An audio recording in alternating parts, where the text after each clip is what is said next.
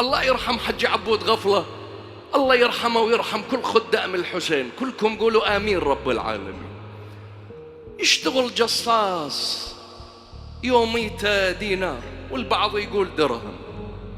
رجع للبيت قال للابنة امشي الطاهر، رجع من الشغل ايده خشنة دشداشت على حاله شماغه. اسمع، قال للابنة هاك روح جيب لنا خبز بيه واكل مسواك.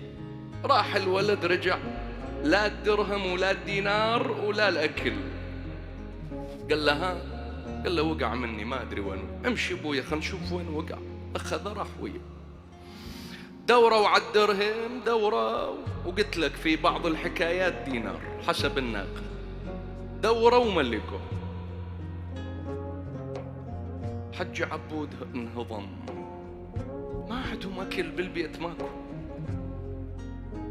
راح الامير المؤمنين عليه السلام وقف امام الضريح، قال له اذا علي يرضاها لاولاده، عبود غفله يرضاها لفروخ. يقصد اولاده باللغه الدارجه العراقيه. انا قال ودار وجهه وطلع دا يمشي. شاف احد المؤمنين، سلام عليكم السلام حج، عيني ذاك اليوم انت كتبت القصيدة، ناس طوني امانة الك، هدية هذه من امير المؤمنين عليه السلام، هاي 7 دنانير دزولك.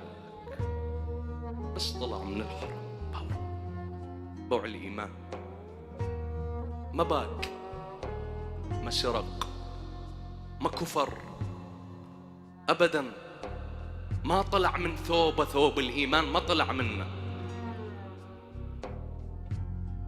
اجت بنفس الوقت بنفس اللحظه. ايش سوى؟ قولوا لي شبابنا ايش سوى حج عبود الله يرحمه؟ رجع للضريح ذب 6 دنانير بالشباك، قال عبود غفله كافي علي دينار هو وفروخ. كافي. هاي اجيالنا،